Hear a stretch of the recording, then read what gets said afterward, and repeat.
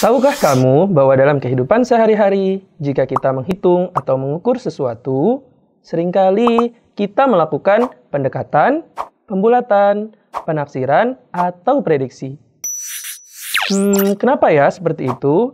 Karena sejatinya tidak ada nilai yang 100% akurat.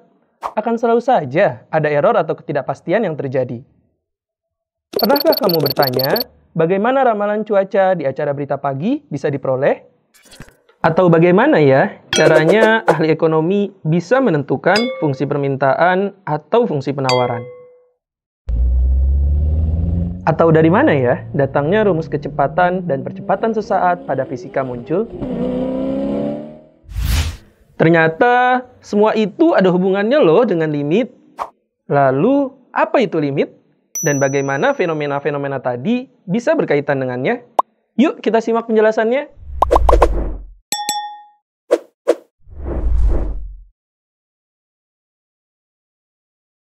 Bismillahirrahmanirrahim. Assalamualaikum warahmatullahi wabarakatuh. Apa kabar Sobat Bintang?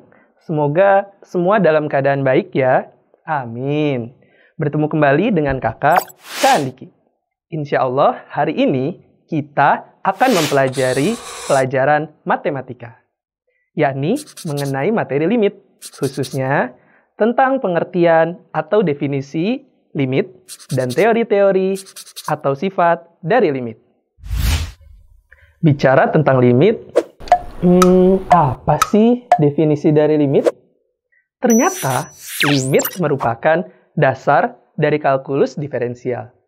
Waduh, apalagi tuh kalkulus diferensial? Mudahnya, kalkulus diferensial adalah turunan dan integral.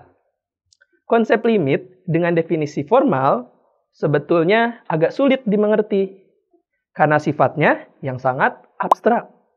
Tapi dengan definisi tidak formal atau secara intuitif, konsep limit sebetulnya mudah kok untuk dipahami. Limit fungsi f(x) adalah suatu nilai yang didekati oleh fungsi f(x) untuk x mendekati nilai tertentu. Sebelum kita membahasnya lebih jauh, coba kita pahami terlebih dahulu yuk notasi penulisan limitnya. Biasanya limit ditulis sebagai lim dibaca limit. X tanda panah A dibaca X mendekati atau menuju A. Fx adalah fungsi X, sedangkan L adalah nilai dari limitnya. Sehingga bentuk tersebut dibaca limit fungsi X untuk X mendekati atau menuju A nilainya akan sama dengan L. Jadi, definisinya adalah limit fungsi fx untuk X mendekati atau menuju A akan bernilai sama dengan L jika dan hanya jika fungsi fx mendekati L untuk semua X mendekati A. Gimana? Malah makin bingung? Santai aja Sobat Bintang. Kita coba pelan-pelan ya memahaminya. Sekarang, mari kita coba memahaminya dengan contoh. Biasanya sih akan lebih mudah dimengertinya jika dengan contoh. Bila ternyata Sobat Bintang belum paham juga, mungkin Sobat Bintang hari ini kurang minum air. Langsung saja, misal kita punya soal limit dari fungsi X sama dengan X plus 1 untuk X menuju 2 adalah titik-titik. Soal tersebut meminta kita untuk mencari nilai dari fungsi X dengan fx sama dengan X plus 1, di mana nilai X-nya mendekati angka 2, baik dari arah kiri maupun arah kanan. Waduh, apalagi tuh Kak? Maksudnya didekati dari arah kiri dan arah kanan. Oke, harap tenang dan bersabar. Kita coba lihat tabel berikut dulu ya.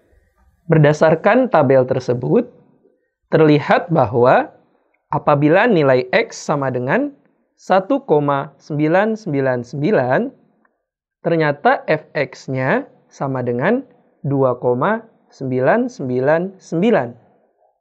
Sedangkan, jika nilai X sama dengan 2,001, ternyata didapat fx-nya sama dengan 3,001.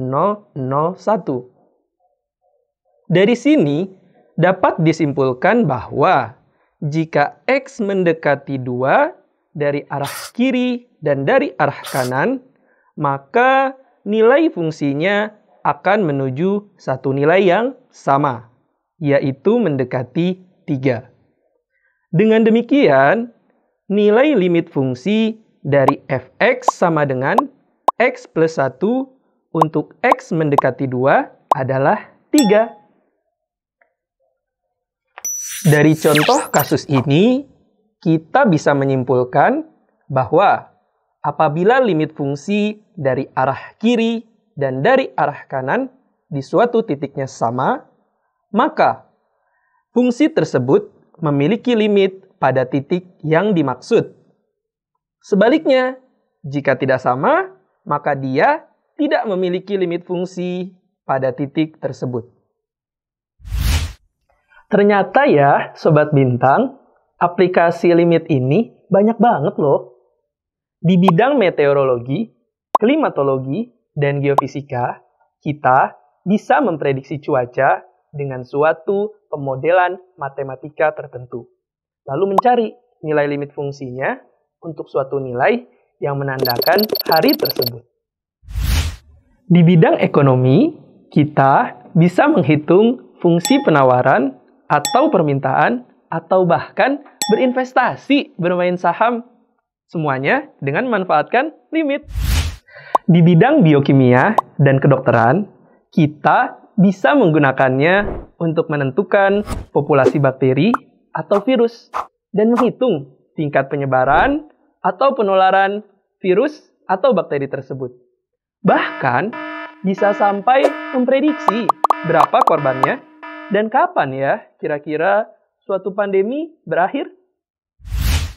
Di bidang fisika, limit dapat digunakan untuk menghitung kecepatan dan percepatan sesaat dari suatu kendaraan yang sedang bergerak. Dan masih banyak lagi aplikasi dari limit yang lainnya. Itulah pengertian dari limit serta aplikasinya. Jangan lupa tonton terus video-video berikutnya ya. Assalamualaikum warahmatullahi wabarakatuh.